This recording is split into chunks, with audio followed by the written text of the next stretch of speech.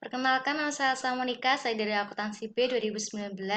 Dalam mata kuliah Sistem Informasi Manajemen, saya akan membahas materi selanjutnya. Dalam materi selanjutnya ini akan dibagi menjadi beberapa proyek. Untuk proyek yang pertama, kita akan membahas mengenai keahlian teknologi sehari-hari.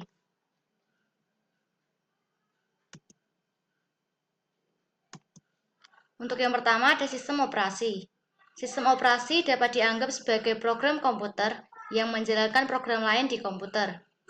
Program ini menjalankan peralatan seperti hard drive dan mouse.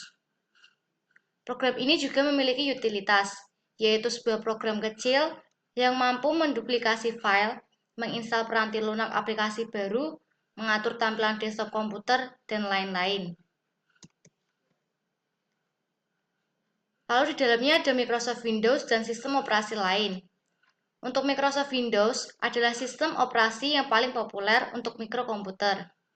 Versi sistem operasi Windows yang baru untuk PC adalah Windows Server 2019 yang tersedia secara general pada 2 Oktober 2018. Lalu sistem operasi lain. Selain Microsoft, ada juga sistem operasi lain seperti Mac OS X yang dibuat oleh Apple Computer dan sistem operasi Unix yang digunakan oleh komputer mikro standar. Yang kedua yaitu peranti lunak aplikasi. Kebanyakan manajer dan profesional menggunakan kelompok produk Microsoft Office seperti Word, Excel, PowerPoint, dan Access untuk menyelesaikan tugas-tugasnya. Menentukan versi peranti lunak aplikasi pada komputer perlu dilakukan karena versi yang berbeda dari aplikasi peranti lunak yang sama bisa saja memiliki fitur yang berbeda. Pembaruan pada aplikasi juga perlu dilakukan karena akan meningkatkan efisiensi operasional aplikasi tersebut. Yang ketiga yaitu virus dan spyware. Virus dan spyware merupakan masalah yang serius.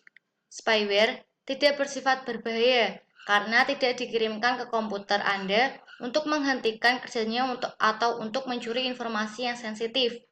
Sedangkan virus itu sendiri dibuat untuk menghancurkan atau mencuri informasi pada komputer dan menyebabkan komputer menjadi tidak berguna.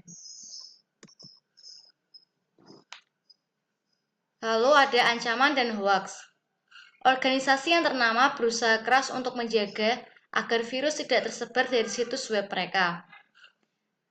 Anda tidak bisa menerima email dari suatu organisasi ternama yang berisikan link untuk memperbarui sistem operasi. Email seperti ini adalah hoax. Selain itu, organisasi-organisasi legal tidak akan mengirimkan email dengan link yang menanyakan informasi akun atau kata sandi. Lebih baik dikunjungi situs web tersebut secara langsung, karena lebih aman daripada melalui email. Lalu selain ada ancaman dan hoax, ada juga proteksi.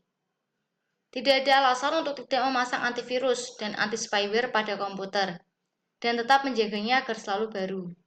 Virus dan spyware di komputer dapat dengan cepat menyebar melalui jaringan di tempat kerja maupun sekolah.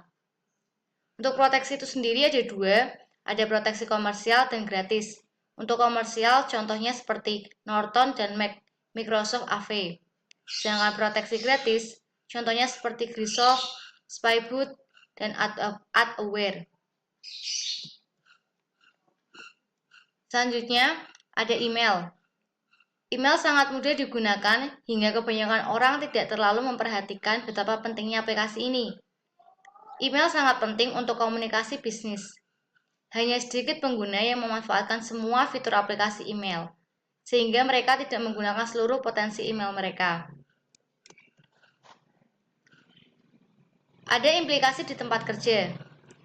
Email melewati banyak server pada perjalanannya dari pengirim ke penerima, dan sebagian besar dari server ini dibuat cadangannya berulang kali sehingga menyimpan catatan email yang panjang. Ini merupakan salah satu alasan mengapa jaringan dapat diandalkan. Karena jaringan memiliki cadangan sehingga dapat cepat pulih dari masalah dan mengirimkan ulang komunikasi yang hilang. Selain implikasi ada etika email di tempat kerja.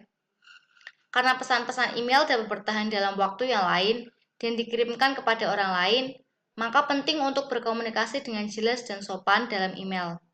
Jangan mengirimkan email yang terlalu panjang. Jangan pernah merasa yakin bahwa email yang kita kirim pada seseorang tidak akan pernah dikirimkan kepada orang lain. Email adalah pernyataan tertulis yang dapat bertahan lama dan dapat dikirimkan ke banyak orang. Selanjutnya ada akun email pribadi. Untuk akun email pribadi sebaiknya dikirimkan melalui komputer yang kita beli menggunakan peranti lunak yang Anda beli dan jaringan yang Anda bayar.